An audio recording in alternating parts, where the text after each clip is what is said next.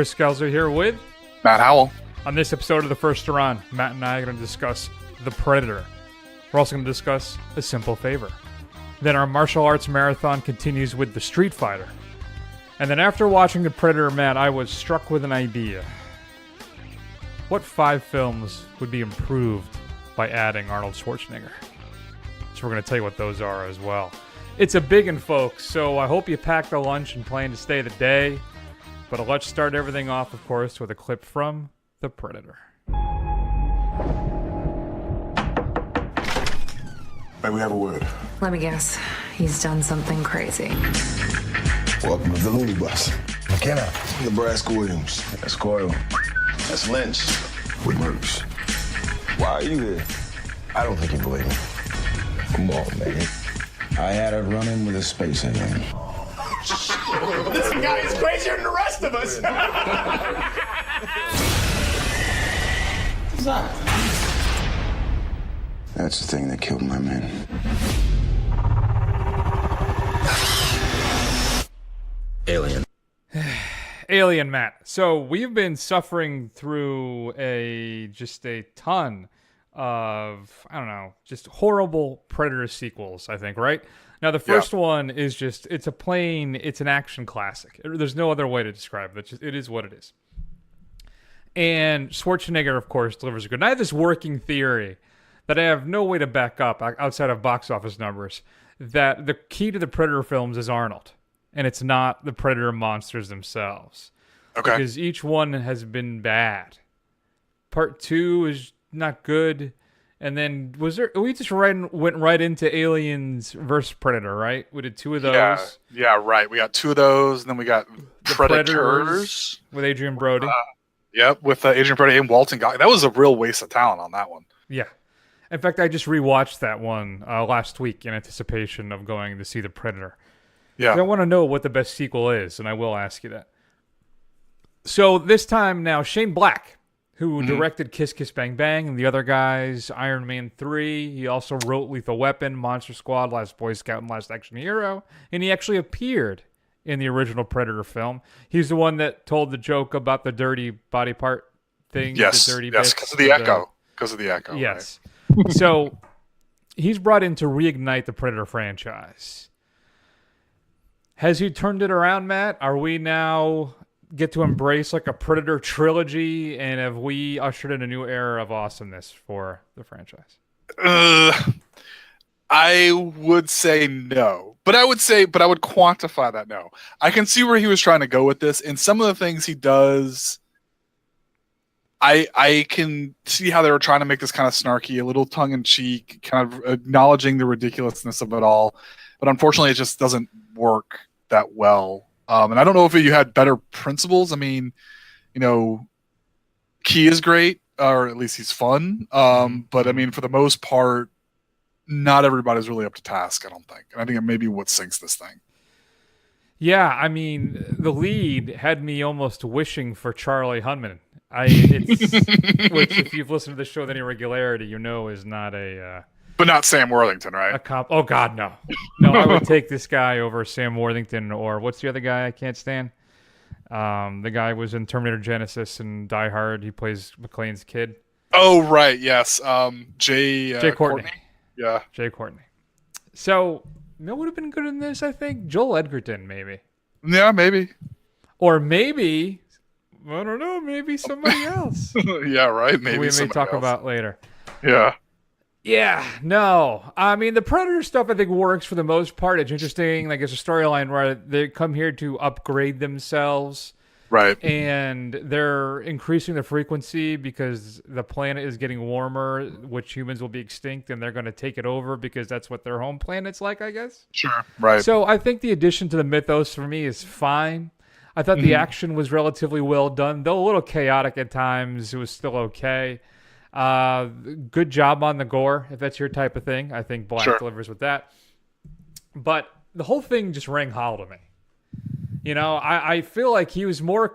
That Shane Black, who also co-wrote it with Fred Decker, who I believe did direct Monster Squad, the whole thing just it just like I said, it felt hollow to me. And I think that Black is more concerned with delivering kind of the funny lines than telling an interesting, engaging story. And the way he kind of sets up all the dominoes was very kind of rudimentary to me. Like as soon as we get introduced to Jacob Tremblay, who plays his kid, and he's autistic, so he has superpowers where he can read and interpret the alien language. I knew exactly where this thing was going. And now, granted, it may have been a good idea, but it's just, I think it's clumsily handled. Another thing, too, that might have been interesting is the fact it's not an elite unit like Schwarzenegger's unit. It's a bunch of misfits who are just basically bound together to fight this thing. Which, again, okay, but there's no investment in any of these characters. I don't care. They just exist to deliver snappy lines and get killed. That's it.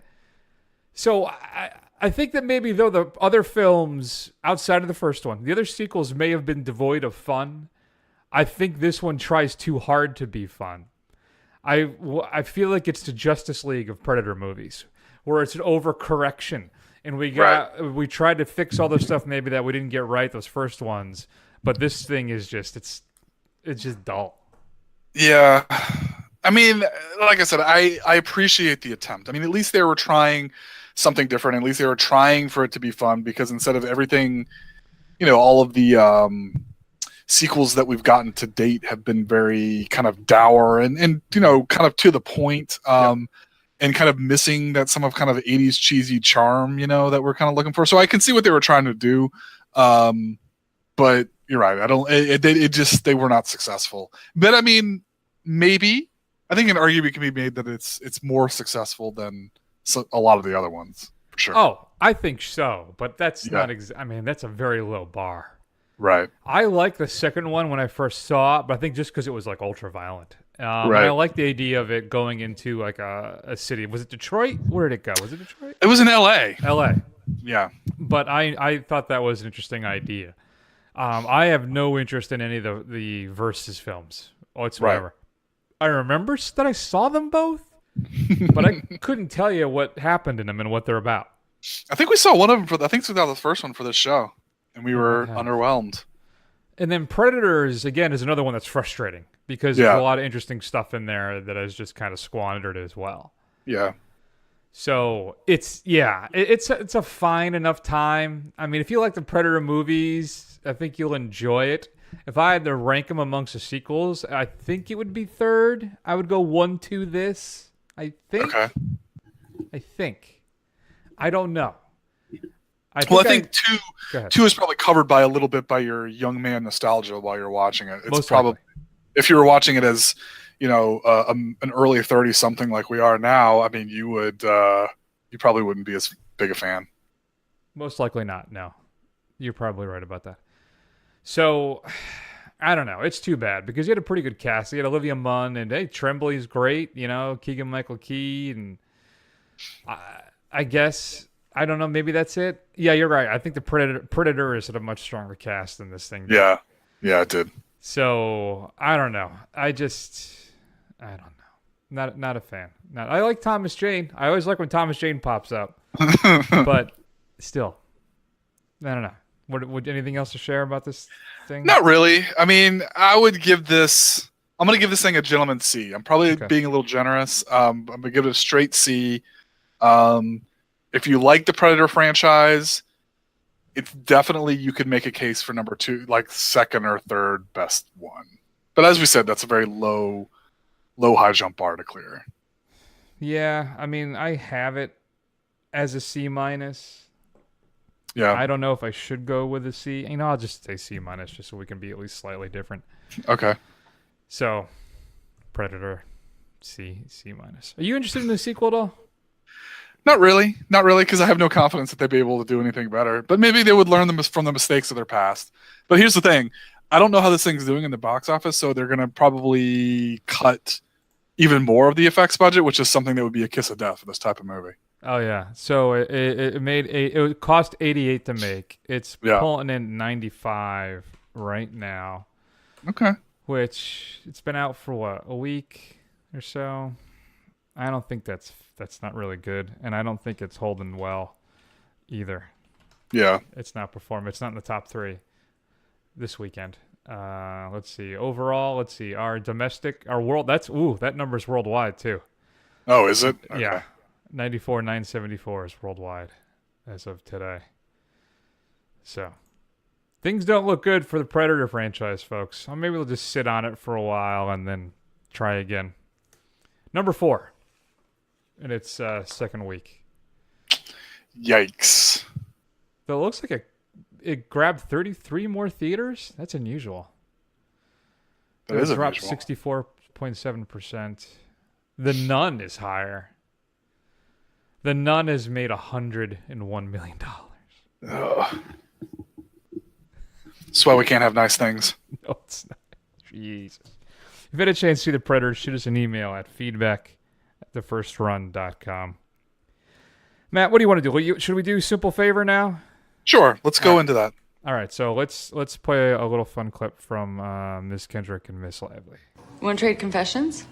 No. Come on. What's the wildest thing you've ever done? Oh, I don't know. I shouldn't. You go first. Okay, a few months ago, Sean and I had his TA over for dinner and drinks and a threesome. Was Sean jealous of him? Did I say it was a him? It's very cool, sis. Very cool. You okay? Yeah. I don't mean to freak you out. Hello. I'm not freaked out. Maybe you're freaked out. Okay. 'Cause I'm not freaked out. I'm cool. I'm lazy, fair. So I can't decide which one of us is Anna Kendrick and which one of us is Blake Lively. I don't think either one of us are Blake Lively. I don't think either one of us are either Anna Kendrick either. I don't think we're that square. We're not that square. We're not that adorably square. How about that? That's true. You're the domesticated guy. You're married. You have a kid who's in school, roughly, I guess, the same age.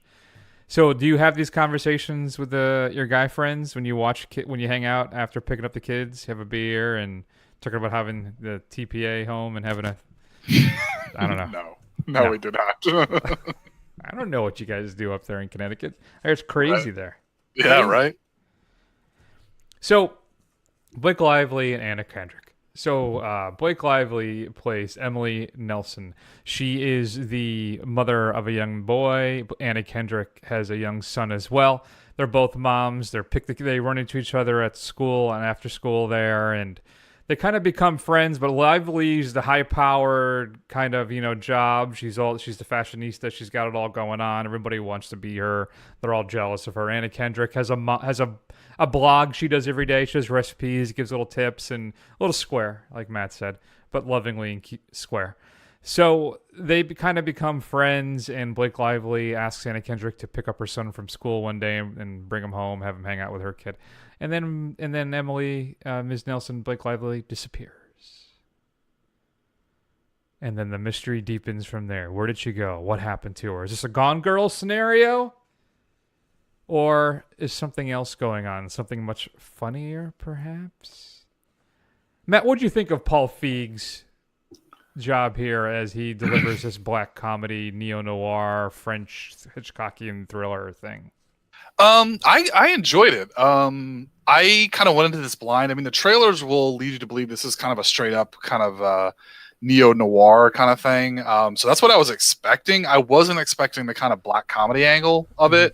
So, I mean, I was surprised at how chuckle-inducing funny it was. I mean, there were some jokes that landed. I mean, and obviously it wasn't kind of riotous kind of stuff, but it was actually quite entertaining. I was surprised that I didn't expect what I got. That's for sure.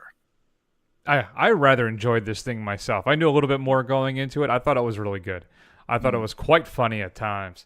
And I thought that Lively and Kendrick's chemistry was great. The relationship between the two of them is the strongest point of the film, and that's why it works. If it didn't, then this film would fall apart, basically.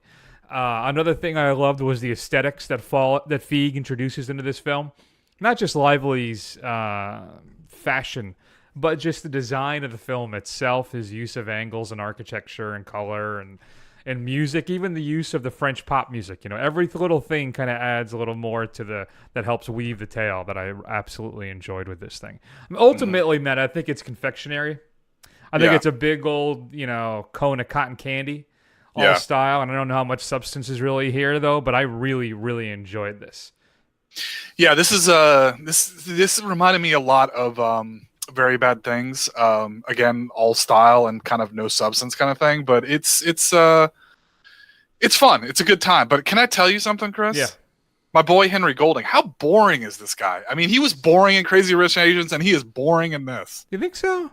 Yeah, he I is. thought he was fine. He is the definition of milquetoast. He is just has no personality whatsoever, except genial and agreeable is his basically default mode.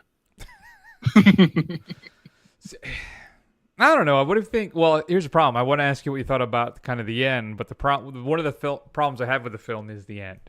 I think that maybe at times it goes a bit too far with its twists and turns. I think some of it doesn't sit well or doesn't fit with as much with the rest of the story. I don't know. I thought that maybe Feig just took one too many turns. Yeah. But for the most part, I thought Golding was okay. I mean, I don't think he's Sam Worthington, Jay Courtney level. Maybe Charlie Hunnam. Am I saying that? Is it Hunnam or Hunnam? I honestly don't know. Either way, maybe that. Chuck. Maybe that. I don't know. I thought he was fine in Crazy Rich Asians. I thought he was fine here. The more I think about it, I think he may be right that I think he more just delivers his lines with a tepid earnestness. Yes. But I just such high praise. But I think I like it. Here's the thing. I'm not focused on them. I'm focusing on the electric Blake Lively. And then Anna Kendrick's, just desperate woman trying to live a life that is not real, I guess. I get all that. I guess I don't know, when so much of the story hinges on the attraction of this dude and like you can't figure out what anybody sees in him, and he's got there's hints that he's got something going on with his TA and all this kind of stuff, and it's kind of like, this guy's so boring. I mean, you told me he's some kind of artistic writer, but I don't see it. This guy's no tortured artist. I guess. I don't know. So I think this and The Predator have a couple things in common where they're both kind of more style than substance. So this one I seem to enjoy more, so I cut it a little more slack. And if anything, I think maybe I would enjoy it if it was a little sleazier. Killer Joe. Did you ever see Killer Joe? I did. With McConaughey? Yeah, that's the one where he eats the chicken, right? At the end? Yes. Yes. That's that very famous scene with the KFC. Yes. Wait, it's Kentucky Fried C is what they call it. But if it went all in like that, maybe I would have. Yeah. I've liked this even more than I did. But I'm still giving this a B. I think it's well worth checking out, and Lively and Kendrick are fantastic in it, and Feig delivers a style and unmatched. It was really good. Yeah, no, I agree. I would land on a solid B on this as well. Anna Kendrick, turns in kind of a great, cute performance. Blake Lively, it's nice to see her get some work again, and I thought she was very good in this film. Just ignore Henry Golding. He's annoying. We'll have to tell former co-host Matt, because I think Espo, because he is a big fan of both of these actors. Is he? Kendrick and Lively? Kendrick and Lively, yes. Okay, sorry, yes. Yes, he is a big fan. So this is right up his alley. I was going to say right up his wheelhouse, but I don't think that's takes on a different definition. Up your wheelhouse. Mm-hmm. If you had a chance to see A Simple Favor, shoot us an email at feedback@thefirstrun.com. Matt, let's play a little clip from a movie coming up on Blu-ray and DVD this week. I think it's safe to say this is the big release. Thanks for helping me get out of there.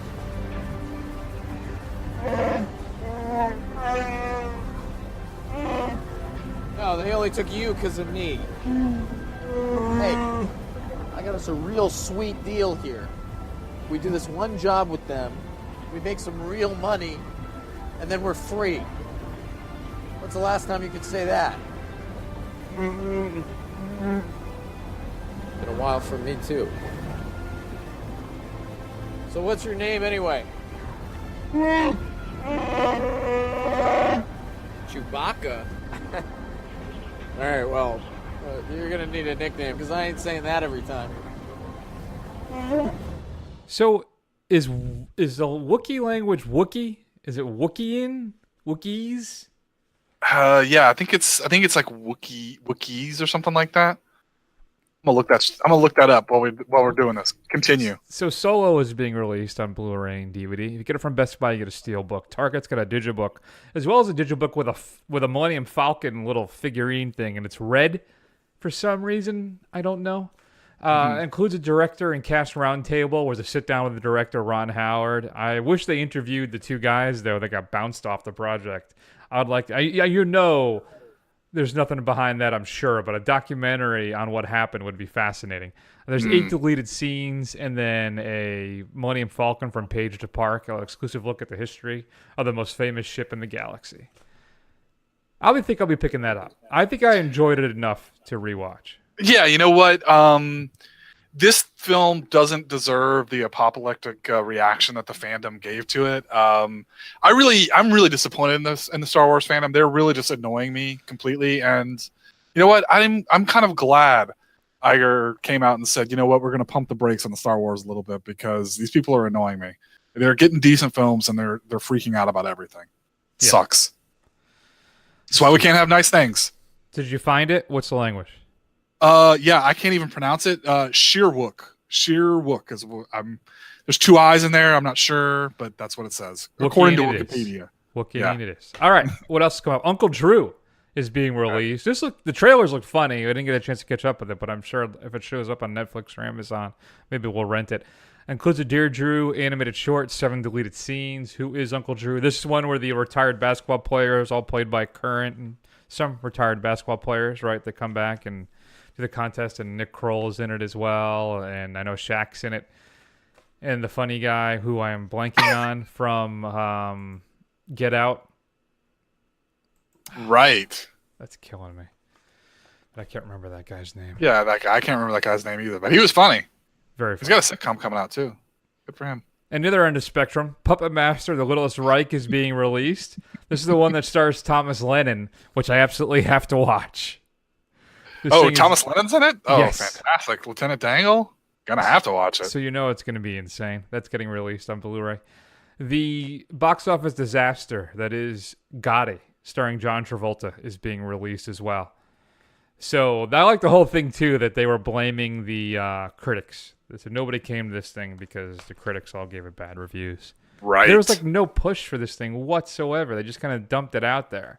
Part of me wants to watch it just to see how bad it is, if it is. Yeah, I think it's something but I think it's going to not even be a fun hate watch. But can we talk about, John Travolta, man, talk about somebody who's came out of nowhere in the 70s, had a big career, then he basically squandered it all, had a renaissance in his career where he could do no wrong, and now he's back in the dregs again. It's just, I cannot believe this guy. It's just crazy. I don't understand it. DC's Legends of Tomorrow Season 3 is being released as well. Includes all 18 episodes, some behind-the-scenes features, and gag reel. I got to tell you, pound for pound, the best DC show on the CW. It's the most fun. It is the most fun to watch. Yeah, I haven't. I'm sorry. I haven't watched it. I haven't watched it actually. Even only the first few episodes of the first season, and it wasn't very good, so I stopped. I need to get back on it. Season 1's okay. Season 2 is good, and Season 3 is a blast. So, okay. A Raisin in the Sun is being released by Criterion. Includes a brand new 4K restoration of that film. Interview from 1961 with a playwright and screenwriter, Lorraine Hansberry. A new interview with Imani Perry. And a whole bunch of other stuff. This is a film, of course, that stars Sidney Poitier and Ruby Dee in the adaptation of the famous play. Criterion is also giving us Andrei Rublev, tracing the life of the renowned iconic painter. The second feature by Tarkovsky vividly conjures the murky world of medieval Russia.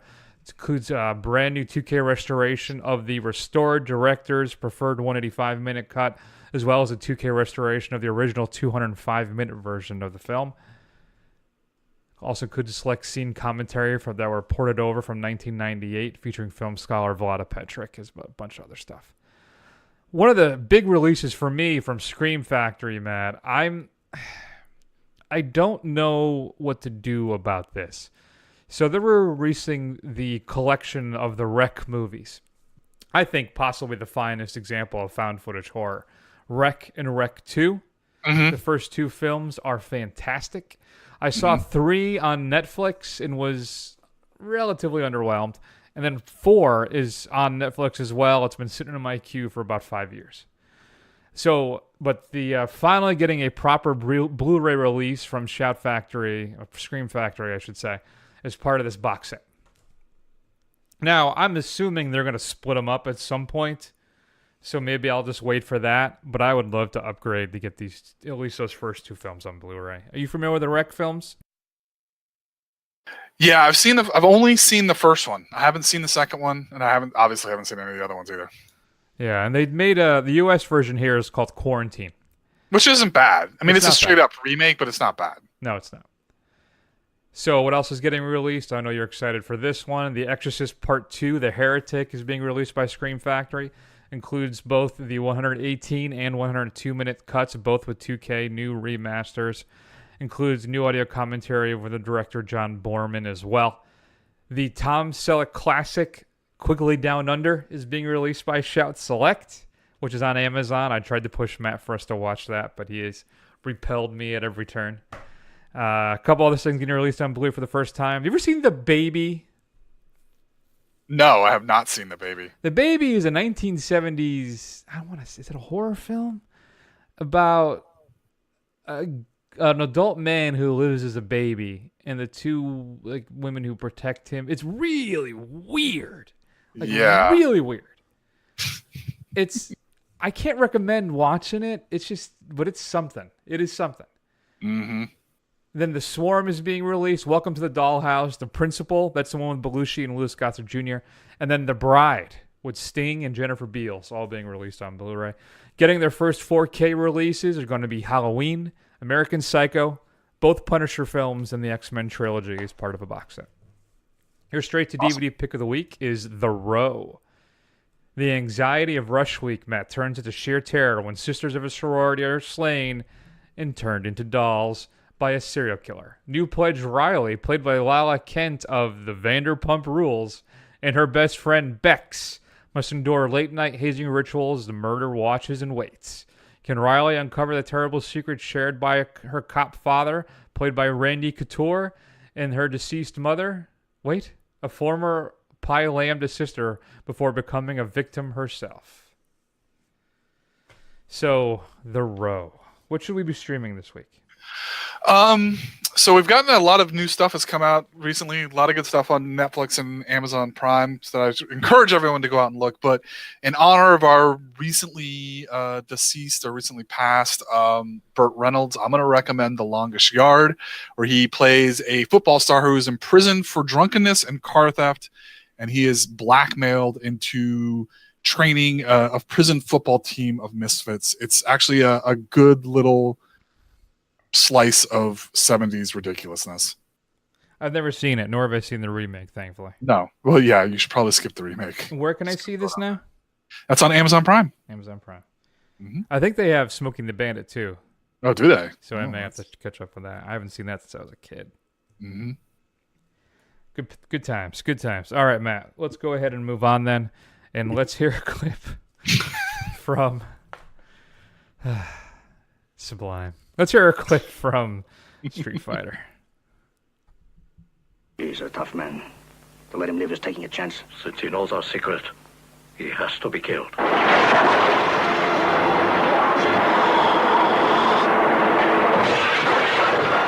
Terry Seguri, 6'6" of half-breed fury. But he's got a little problem. He has a hard time making friends. You tell that bitch who sent you here how sorry I am I can no longer be her friend. The Street Fighter. If you've got to fight, fight dirty.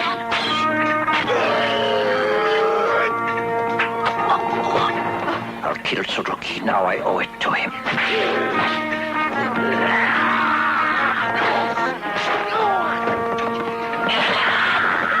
I'm sure you're the meanest guy in the world. You'd better give up.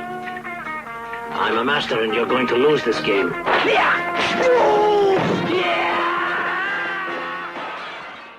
Wow. I mean, you feel like you've lived your whole life just listening to that part of the trailer of the Street Fighter. Also, the original, I guess, translation was supposed to be Clash, Killer Fist. That's right. I think would be even more entertaining. So, Matt, I think now this martial arts marathon can end now. It can end now? This is it? I mean, the fact that all right, so these, I guess, the first two films in this series are, I guess, two of Tarantino's absolute favorite films. Okay. And it is, I'm telling you, this thing is a trip. I can't tell you how much fun I had watching this thing. There is, first off, don't watch Venom. All right? You want to watch an anti-hero. You want to watch Terry do his work. And he is just a horrible. I mean, basically, the film opens where, well, not quite. So he pretends to kill a guy to help people out, but then he does his job for hire, right? But he can't do the job. Right. Yeah, right. I'm sorry, they can't pay him all the money he's owed. Right. So, Matt, why don't you tell people at home, what does he do? He goes on a rip-roaring vengeance streak to try and get his money back, and he also takes it upon himself to defend the honor of a daughter from the Yakuza. That's really a simplistic description of the fantasticness that is this film. Yeah, I don't know, Chris. I'm really glad that you enjoyed this. I'm really happy. Have we blown it a little too early? I mean, I don't know. Maybe. Listen, I think you're burying the lead too, because what he does to those exact two people that can't. One guy. All right, so there's Chekhov's window. Yeah. So the way this scene is shot, right? There's this big window in the background, and the way they shoot it, it's like, as soon as that scene started, I'm like, someone's going through that window. I don't know who. I don't know when. Someone's going through that window. Right. So it's this brother-sister team, and so the brother goes through the window, and what's he do to the woman? He sells her off into sex slavery. He does, yes. This is your hero, ladies and gentlemen. Listen, I don't like to waste my time, so I appreciate the fact that, we get right into this thing. It starts ripping and roaring. I mean, be a number one, man. That's my new life motto. So this thing was rated X when it was released here in the States. Yes. Wow. Purely because of the violence. Right. So there's a scene, which I absolutely adored, where he punches a guy in his head, and it goes to an X-ray shot, a la like Mortal Kombat. Yep. And you see the guy's brain kind of compress in, and then he spits out blood. Yes, a geyser of it. He castrates another guy. Don't forget, he gouges out a guy's eyes with his fingers. Yep, and then he rips out a guy's throat. But I like, it's the morality thing I find questionable, because he's willing to sell a woman off into sex slavery. But another guy is about to assault a woman, and he rips off his testicles. Literally. Yeah, I know. And one thing, too, I thought was odd is I could swear, and I found this was true, that the voice dub changed about an hour into the film. His voice changed. Right. And it's because, I guess, the production company, when they got the tapes, I guess that second, third, or whatever was lost. So they had to redub it. So it actually is a different guy. But I felt like this was I don't know, it was a fun anti-hero movie. It was like the Karate Master with no name film. Right? Right. Like, this is like a spaghetti western of kung fu movies. And karate. This is karate. I apologize. And Chiba is just all kinds of badass. He really is. I don't know what more to say, Matt. It's just that this film is bonkers. And it is absolutely awesome. So I kind of wanted to kind of get a little deeper, at least into what did you think of Sonny Chiba? Because that man has some of the most beautiful and sublime facial expressions. That's how he emotes. Like, everything is just over the top. Every motion is over the top.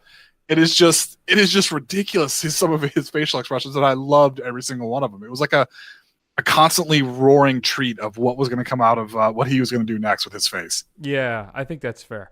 One of the things that I was disconcerted by, I just was off-put by, was my really only previous experience with Mr. Chiba, outside of just knowing of who he was, was the Kill Bill film. Right. And he is just kindly older kind of guy in that film. Yes, he is. And in this thing, it's like a totally different person. But you're right. I mean, the way he delivers his punches, and he does the whole...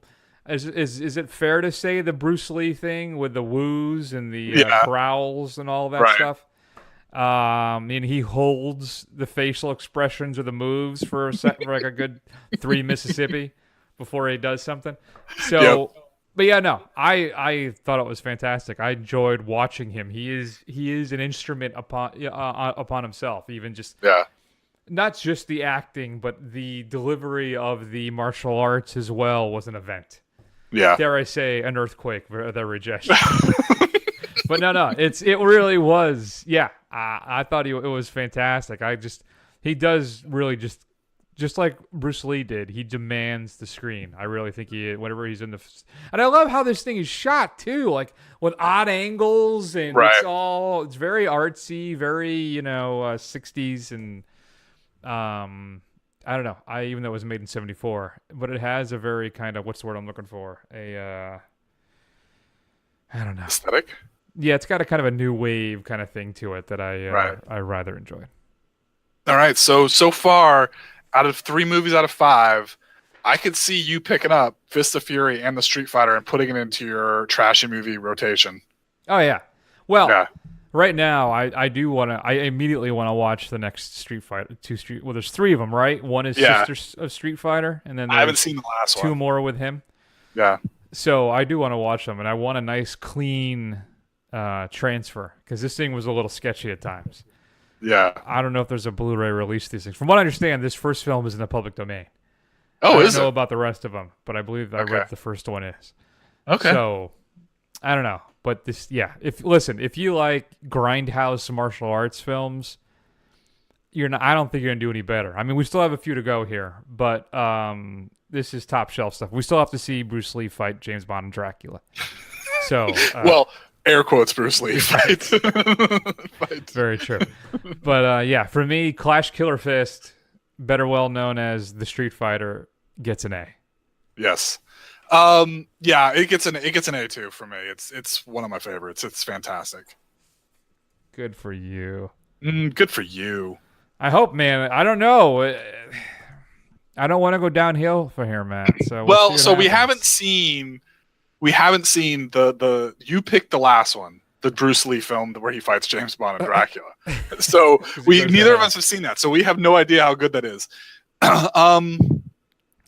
The next one we're going to watch is the 36th Chamber of the Shaolin. So that's what's obviously, classic, right? There's an entire rap collective that is based off of this film for sure. And it is a classic. Now, it's a classic. I hope you like it. All right. It's not this, and it's not Fist of Fury, but it is a classic. Okay.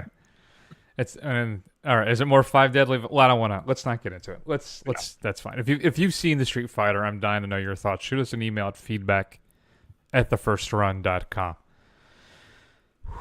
Okay, Matt. I'm a little nervous about this one. I don't know why I'm nervous. When I did this, I came up with my list. I actually came up with movies that would actually be improved if Arnold was in them.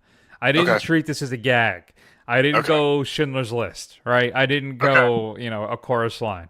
I went with, I think, films would actually be improved if Arnold actually was in. Maybe not even starring in them, though I think actually every one of them he would have been. But we'll see. We'll see how you handled it as well. But let's go ahead and hear a clip from a movie. Crom, I've never prayed you before. I have no tongue for it. No one, not even you, will remember if we were good men or bad, why we fought or why we died. No. All that matters is that 2 stood against many. That's what's important. If our Lord pleases you, Crom, so grant me one request. Grant me revenge. And if you do not listen, then the hell with you. So I think that remaking Conan the Barbarian with Jason Momoa, who I think is he on the Tatum line? I think he's still below it. Let's not. He's below it. He's still solidly below it. Yeah. All right, but remaking it was just a horrible idea. Yeah. They should have made King Conan. Just do the final film where he's older and he's the king, and then go from there. Yeah. So Conan the Barbarian didn't make my list because they just should have made King Conan. Right. I don't think that would have been fair when the parameters of how I came up with my list. This is very true. So why don't you go first, so I get the ultimate number one, since I am more the Arnie fan than you are. Yeah. So I just want to I didn't do anything like a gag either. I didn't put in Chinatown or Goodfellas or something like that. The Departed. Yeah. But though I may have actually enjoyed him more in the Jack Nicholson role than I did Jack Nicholson. That's probably true. Yeah. I mean, they were both overacted. Right. But I do want to say that Chris is obviously way more of an Arnold fan than I am. He has a much bigger affection for Arnold than I do. So, so I think my choices will be interesting, and I think you may get mad at me. But here we go. So my number, I'm going to go with stick with the Predator. I was like, okay, which one could he fit in? You could really slot Arnold into any of them, and maybe he should have been in them. But for some reason, I feel like he could have made AVP like way more bearable. Like Arnold in his True Lies prime. I mean, obviously he was older than that when he was the Governor at that point, but I think if we could have gotten some prime late career Arnold, I think that would have been fantastic in AVP. That may have saved it. I was actually, one of my honorable mentions was either Predator 2 or even the most recent film. Yeah. He's the general called back to help fight one last stand against the Predators as they come to invade. Yeah. No, I can't fault that, though. Again, I don't really remember anything about those damn movies. So, my number 5 then is is David Gordon. Who the heck? Oh, I'm going to have to look it up because I blanked on it and I didn't write it down. So there is a cheesy science fiction film from the 90s called Fortress. And I don't know if you're familiar with Fortress, but it's Stuart Gordon, not David Gordon. Thank you. Christopher Lambert plays a guy and his wife who are imprisoned in this maximum security prison because they decided to have a second child. And it's filled. Now, if you're not, Stuart Gordon is Reanimator, all right? So it's actually one of his better films, but it's like nobody has seen. But it's a great little science fiction thriller, and it's hampered by, of course, a real low budget. Though it actually went out in the theaters and performed reasonably well. Kurtwood Smith plays in it as well, from RoboCop, or I guess 70s show he may be more famous for at this point. Right. So, but still, if you put Arnold in that and give this a budget and give it to like Paul Verhoeven, game over. I think that could have potentially been really good. So that's why Fortress is my number 5. If you get a chance to see it, though, still. If you like kind of sci-fi action films, it still delivers. It's entertaining enough, for sure. Okay. Very good. All right, so my number 4. So you'll notice a theme with the next 4. Basically, I'm putting him either replacing or coupled with another action star, more of a C-list action star in most cases. So I'm a huge fan, or I have a real affection, let's say, for some of Steven Seagal's oeuvre. Out for Justice is an unappreciated classic film. His Italian accent in that thing, or his Bronx Italian accent, whatever it's supposed to be, Brooklyn, it's out of this world awesome. It is. I loved Out of Justice. Yeah. When it first came out, when he throws the guy through the car window. Yes. And then that's how the titles of the film come up as it through the window looking at him. Chef's kiss. It is fantastic. And Under Siege is good. That's probably the last decent Seagal. Above the Law, there's some of his other ones, but he's got a real stinker when his early ones, which was Marked for Death, which makes no sense because he is basically it's this nonsensical plot where he's like a DEA agent and he pisses off this Jamaican drug lord, and then he basically has to go after the Jamaican drug lord, and it's really a mess of a film. But I'm saying if you replace that Jamaican drug lord with Arnold and made it like an Austrian drug lord, it would have been fantastic. It would have been a much more, and having the two of them, Steven Seagal and Arnold being together in the same screen would have been beautiful. It's something that should have happened. It never even occurred to me something like that. All my stuff, he's the hero. He's not the bad guy. So that would have been awesome. The problem is, though, Arnold would have to have lost, which I just don't. You don't see that happening? No. I don't care how many cue balls Seagal rolls up into a towel and slaps people. I think in that one he comes after him with a samurai sword. Oh, that's right. Out for Justice again. That was another Out for Justice. Out for Justice is the one with the part. cue ball, Sorry. which is also my favorite part of the film. God, that movie's so horrible. It's so good. So though. good at the same time.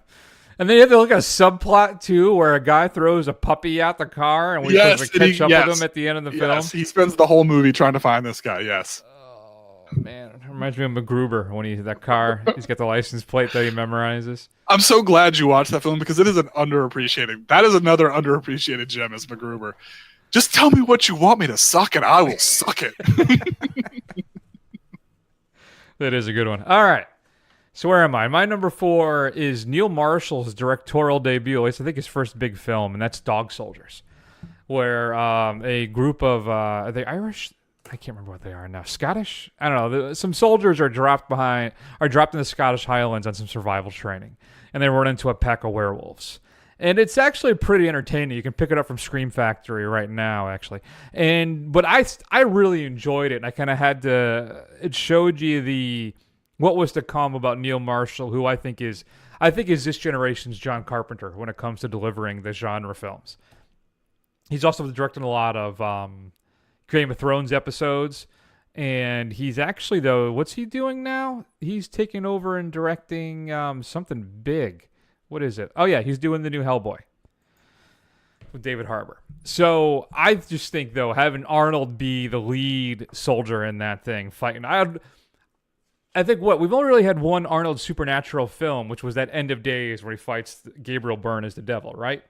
I think is that the only supernatural one?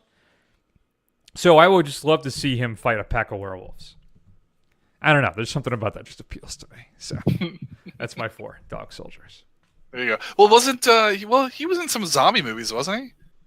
Zombie? Maggie? Yeah, but that's different. He's not. It's not like World War Z where he's fighting a bunch of zombies. Right. It's his daughter is turned. Yeah. And he's trying to protect her and kind of help her survive until she turns. Yeah. It's not. But like I think End of Days is the only supernatural one, unless you count Last Action Hero. Yeah. Yeah. I wouldn't in that capacity. Not in the way I'm thinking. So. Yeah, I get you. I feel you. All right, so my number 3, we're going to replace Jason Statham with Arnold in the completely unnecessary remake of Death Race. And I feel like if you put Arnold in that film, it's just the continuation of it's basically the Road Warrior and the Running Man put together. I think is what we need. It's what something is screaming out for, because I think if you add that, you have Arnold, you have Ian McShane, you have cars and a death race. I think that's something that the public wants to see. And I think a little bit more serious Running Man is something that would be right up Arnold's wheelhouse at this point. Yeah, I don't know. I hated that film. So I don't even think Arnie could improve it. You don't think so? No, I think it would end up being like that one he did where he played the sheriff and with the criminals. The Last Stand. Yeah, that one's not terribly good. And then any of his latter stuff, basically, which hasn't been. They're probably better than Killing Gunther. So I'm going to continue my run, though. Speaking of John Carpenter, I went back and forth on this one because one of the charms of this film is the lead, which of course is Mr. Roddy Piper. But I think if you put Arnold in They Live, oh yeah, instead, yeah, and in that fight with Keith David in the alleyway, which is still hands down the best fist fight in the history of cinema, I just think They Live could have been really big. I think its message was really timely, and it's still timely today. Yeah. And its sci-fi bona fides are rock solid. Yeah. And it's an entertaining film. It's a lot of fun, and I just think Arnold as the lead, as John Nada, would have just really elevated that film to another level. But the problem is, part of the charm is Roddy in the film. Yeah, it is. I mean, that's why it's the cult film that it is today, is because of how inept Roddy Piper is. You got to put the Rowdy. You got to put the Rowdy first. Yeah, I don't know. I don't know. There's something about it, man. You give him, so what did Carpenter have? You got a $3 million budget. You give him another 10, and then you also cover Arnold's expenses. I think you got a bona fide hit in your hands. Maybe. This is interesting because in my Marked for Death, Keith David is also in that film. Oh, so there you go. It's really what we're going is that he needs to be around more Keith David. Mm-hmm. I think most people should be. Mm-hmm. There you go. In fact, Arnold should have played the Wilford Brimley character in The Thing, and then it would have just gotten even better. I initially thought about The Thing. Yeah. But then you can't. Who's he going to replace in The Thing? That's the problem. Yeah. I couldn't swap him out with anybody. Same thing with Escape from New York, or Big Trouble in Little China. Right. Kurt Russell is perfect in those roles, but particularly the cast in The Thing. I could not pull out anybody and replace him. You couldn't. No, you couldn't. Unless you wanted to, Windows. He could have been Windows. But that would have been. You couldn't have, though. I don't think so. Nah, too small a role, too. He could have been the Swedish guy at the very beginning. There you go. I just watched. I've been on a bit of a John Carpenter kick lately. Yeah. So I just watched Prince of Darkness a couple of nights ago, too. Oh, yeah. Which is...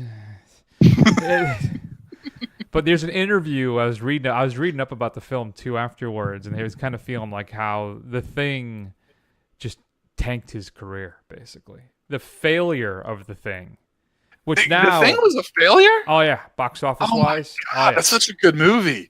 It is. Yeah, it is considered a horror classic right now, but at the time nobody went to see it because E.T. had just come out too, so nobody went to go see it. Right. And it tanked his career. He said, I think I would have had a very different career if that film was successful.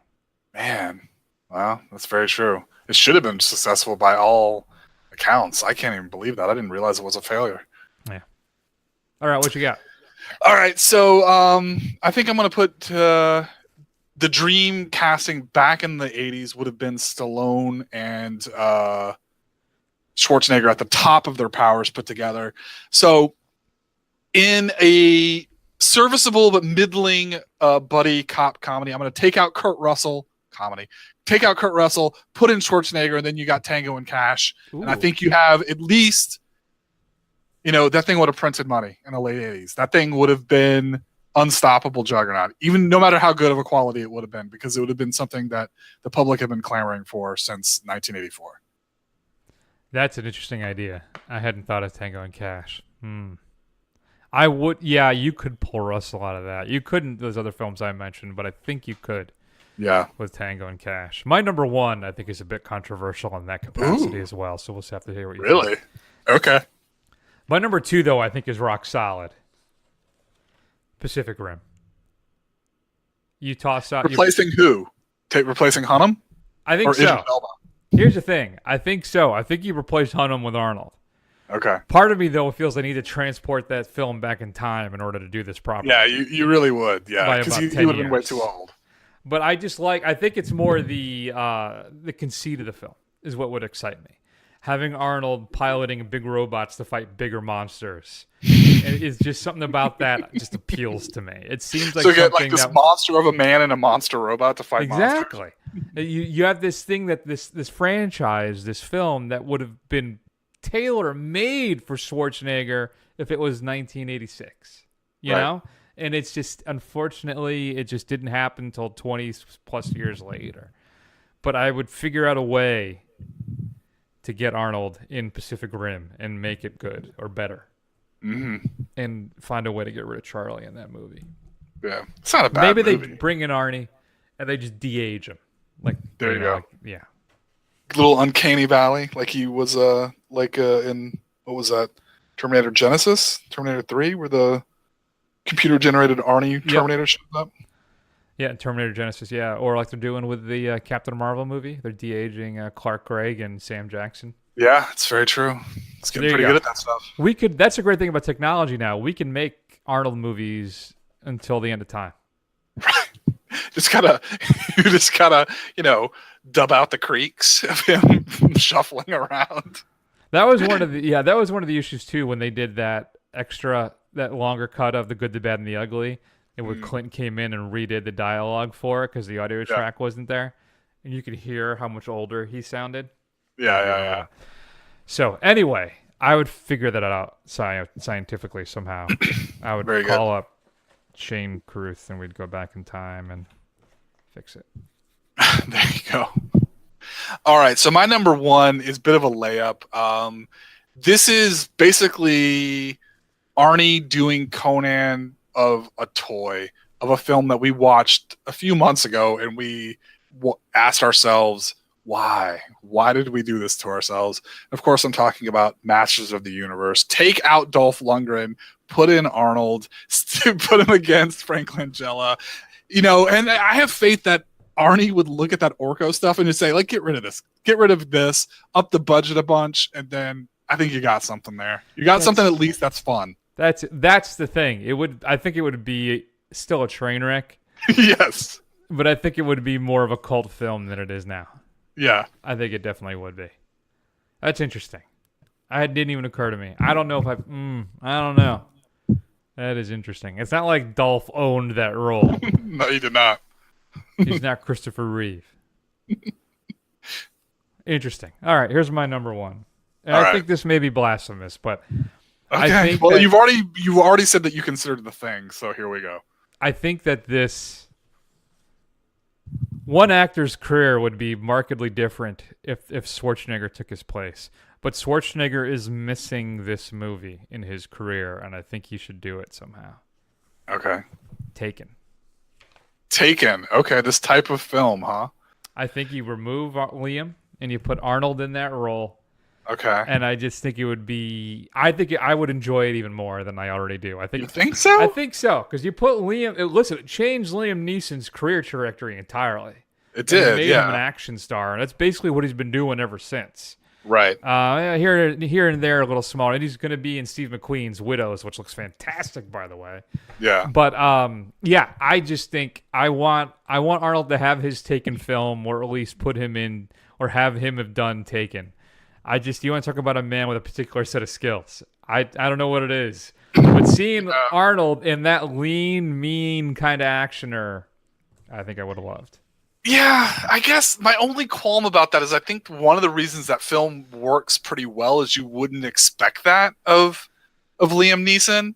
And the problem with Arnold is he's got such a physicality, like it's in True Lies and stuff. Like he's supposed to be this kind of milquetoast guy, but he's also like 300 pounds of solid muscle. Like, I mean, that's the only thing that gets you about Schwarzenegger sometimes. Yeah. And I think that would take away a little bit from Taken.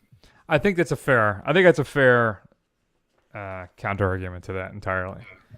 There you go. Now, if you got Arnold now, he's pushing 70 at this point, right? I think so, yeah. Yeah, if you got him now and did it as some kind of like coming out of retirement to save his granddaughter or something kind of thing, I could see that. That could be fun. Well, heck, if Michael Caine can do what's that film called? Harry Brown. Yeah. Which is basically what that movie is. Then I don't see why Arnold couldn't do it. Arnold is... How old are you, buddy? 71. 71. Wow. Yeah, look at that. He just turned 71 in July. Good old Arnold. All right. Do you have any honorable mentions? Yeah, a few. I thought I was on the Dolph Lundgren train for a while. I thought about pulling him out of Universal Soldier as well and putting him against Jean-Claude I thought Van about Damme. that. That could have been fun. And I thought about sticking him in a Robert Rodriguez movie. I couldn't decide which. I thought about pulling out Willis and putting him in Planet Terror. But I also think he could have fit somewhere as the antagonist in Machete as well, which either one I think would have been a hell of a lot of fun. Those are both great choices. I had Jurassic Park where he plays the hunter guy. Okay, yeah. I think that would have been fun. Yes. The Purge, Anarchy. There's something they had taken over the Frank Grillo role. Yeah. Men in Black. Maybe they would have made those films watchable for me. Right. Starship Troopers instead of... No. Blaspheme. Who was he going to replace? Michael Ironside? Possibly, if it had to be anybody. Or introduce a new character. I don't know. There you go.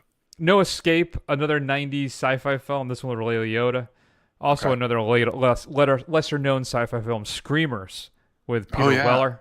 Yeah. Which, if you've never seen, is actually really good. Though I don't know if you can see it anywhere at this point. And then finally, a little different would be Multiplicity and replacing Michael Keaton. Oh, okay. I just think it would be a Pretty different interesting. film, but still be fun and funny. Though Yeah. I don't know if this Multiplicity would be funny if it would work today. Yeah. I have no idea. What films would you like to see Arnold replace one of the main characters in? Shoot us an email at feedback@thefirstrun.com. Next week, Matt, we're going to do it, right? We're doing Assassination Nation. Right, we are. And then I don't know if we'll try and squeeze in White Boy Rick. I know you have some obligations coming up that are going to take you away from us from a bit. We're going to figure something out. And then we're going to be doing the, 36 Chambers of the Shaolin. That's right. 36 Chamber of the Shaolin. Shaolin, thank you. Yeah. So lots of fun stuff to come. Check us out at thefirstrun.com. We're on Facebook, Twitter, and Instagram, and YouTube. Do a search for The First Run. Scroll. Eventually you will find us. Go on over to Apple Podcasts and give us a review, because that's how more people will find us. We're relying on you. We're entirely listener supported. I'm sure we'll do a Patreon at some point. I have no idea what. Who knows? Who cares? Yeah, who cares? That'll be the big show for this week, Matt. So why don't we take an extended break? And we'll see you all soon.